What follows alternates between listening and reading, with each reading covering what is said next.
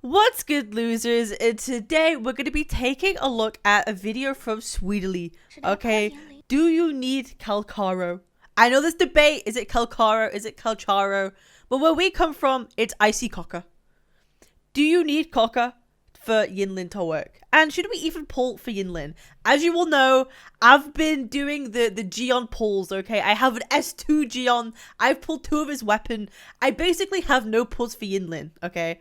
But do you guys need her? Do you guys want her? Are you going to be pulling for her? Let me know. So let's get into the video and find out if we're going to be pulling for Yinlin or if we're going to, see what the vibes are with her. So let's get into it.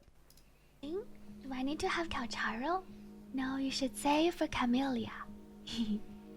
Just kidding. Anyway. Bro, Camellia, not gonna lie, Camellia is so hot. Camellia is so... Bro, she's just like ethereal. Do we think she's a fusion character?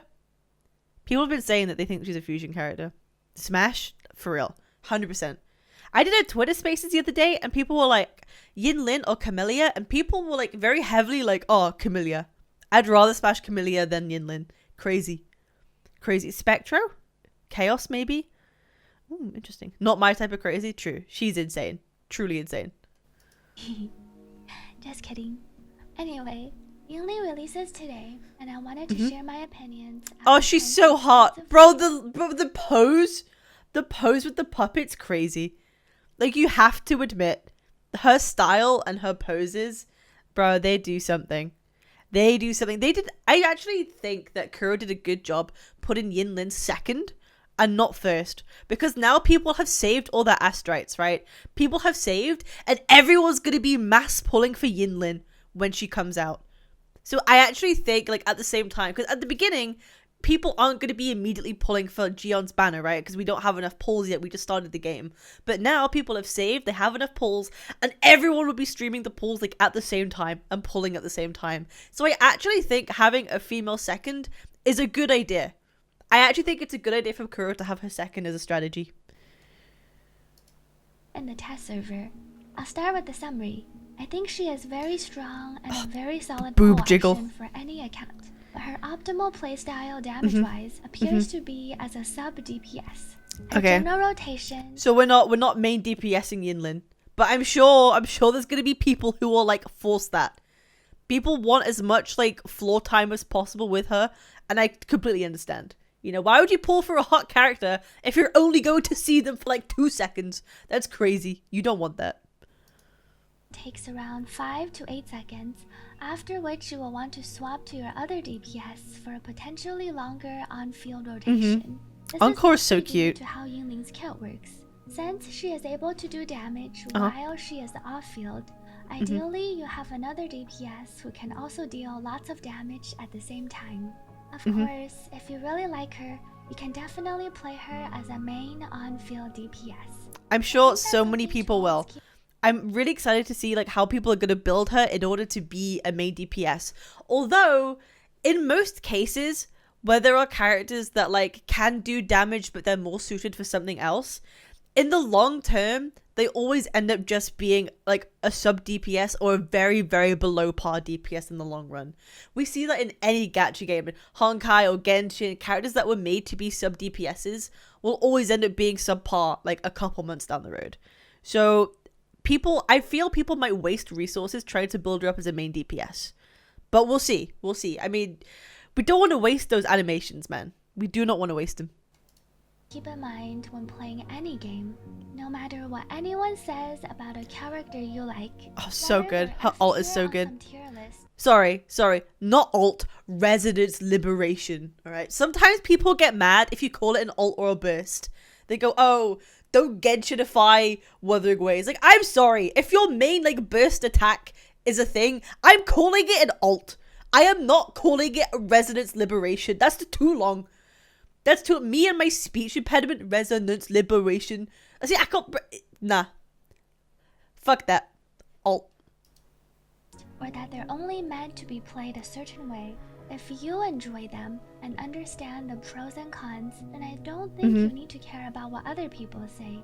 When I say Yinling is a sub-DPS, and not really a main DPS, I'm evaluating it based on how she is able to do damage while she is off field.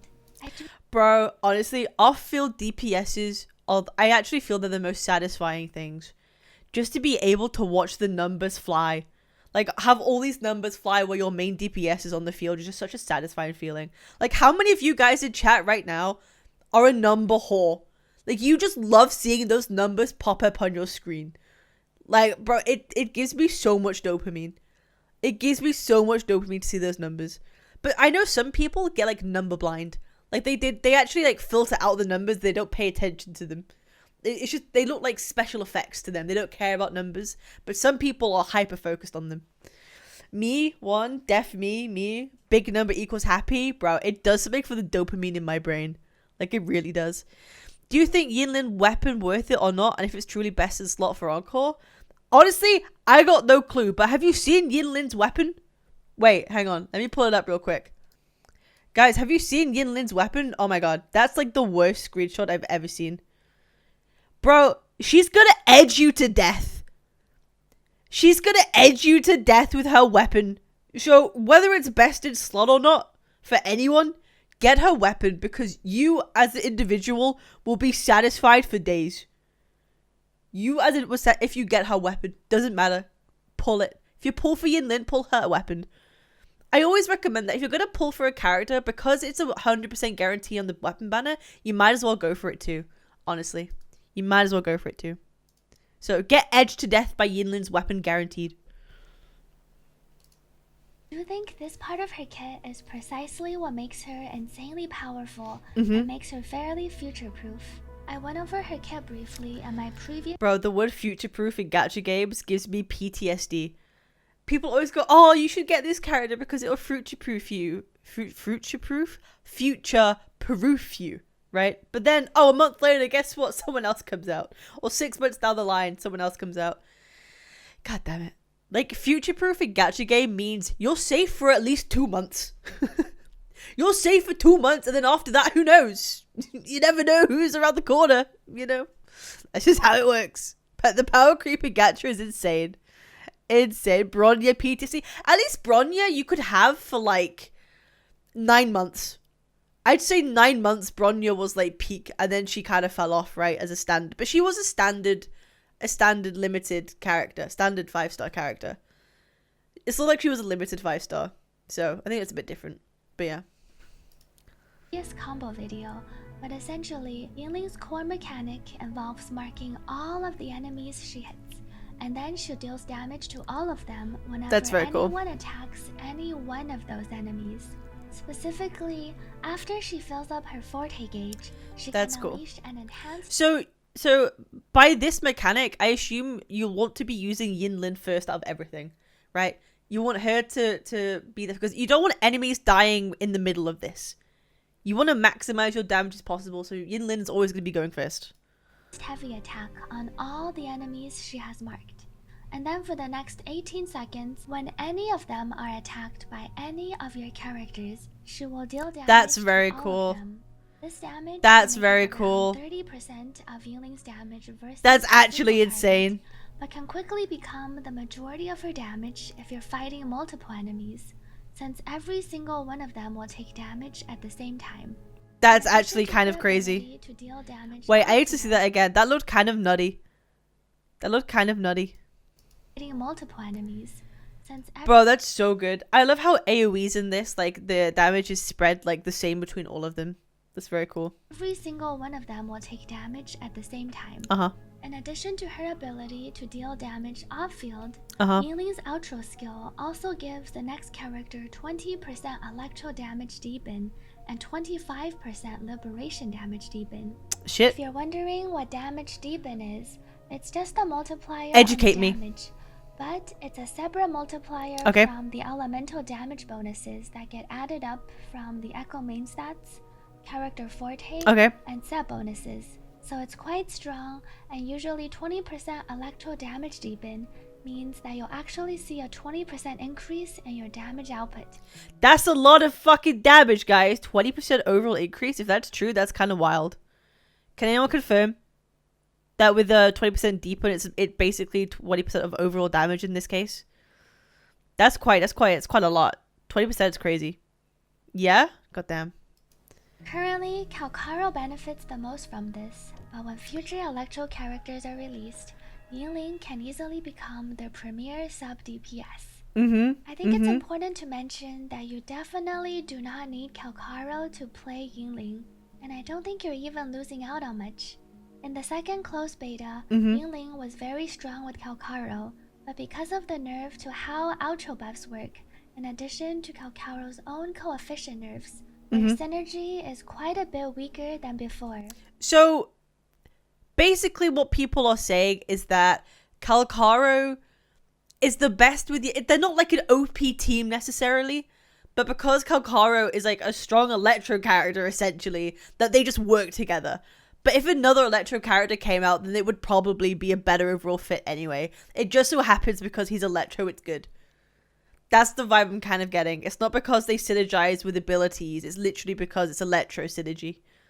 That's what I'm feeling here. That's what I'm getting at. So Calcocker is good. Calcocker is good. But it's not going to be an essential pull. Got you guys. While I think the two of them can still pair together nicely, they're not the OP duo they once were. Yinlin can honestly be played with any other DPS, such as Encore, Havoc Rover, Danjing, Sanhua, Lingyang, even Jianxing, Shixia, etc. Bro, the way she pronounces all the names is so goddamn, like, pretty and beautiful. Is that weird to say? Bro, I'm butchering these names left, right, and center. Hearing someone pronounce them properly is just so good. It's just so good, because my ass is like, my Welsh ass be saying things that like are different words completely. Goddamn, I'm being educated today. I'm being educated by Sweetly. I personally recommend building her as a sub-DPS with 5-piece Electro, and I suggest pulling for her weapon, especially if you have Encore, as it's very strong for both of them, and you can share it between the two in Tower of Adversity. Even though Yinlin is a sub-DPS, because of her flexibility and lasting value, I think you will get a lot of use out of the signature weapon, even if you don't have an Encore. If you're on the fence about Yinlin, my recommendation is to wait until they release more information about the upcoming 1.1 characters, Jingxi and Changli. Based on how much you so like hot. these characters I might and actually their pull kits, for Changli. you can make a more informed decision then about whether to pull or skip. I think that's mostly what I wanted to cover. Scott, Daddy! I wanted to keep it short and just kind of go over my thoughts about Yinlin. No. I wind with saying that I really don't think you can go wrong with pulling for her, as you Right. can use Yinlin with pretty much Just the anyone sub-DPS in on general is any team. insane. Because right now in my team, I'm just having Calcaro there just because I want a husbando team, right? That's the only reason why. But replacing Calcaro with a sub-DPS that's just always active and doing damage on field is just huge. And it's going to be a huge buff regardless. So this actually might be convincing me to try and pull for her. Because I don't have a sub-DPS. So this might actually be enticing for me. But I also don't think you need her. Thank you for watching. Remember to like and subscribe if you enjoy my content, Of course. as it helps my channel a lot. Let me know in the comments what your Of course. thoughts are, and if you like these types of polling opinion videos. See you on stream or in my next video. Thank you so much, Sweetly. How am I not subscribed? Thank you so much. That was a goddamn good video. Guys, go and give love to Sweetly. Go subscribe. Leave a like, okay? Absolutely fantastic. So, honestly, this might have convinced me. This might have convinced me to at least give a few pulls on the banner. And if she appears, that's great. So, that's fucking amazing. Remember, guys, come, I've been streaming this live on Twitch, twitch.tv, Captain Cabinets without the A. Come give us a follow so you can come see us live basically every day. Videos every day too. Remember to leave a like, leave a sub. I appreciate y'all. Have a good time. Say bye, chat. Give a wave. My chat is very friendly, guys, I promise. They definitely don't scream randomly in the middle of like all my videos. Brilliant. Alright, see you guys soon. Bye-bye.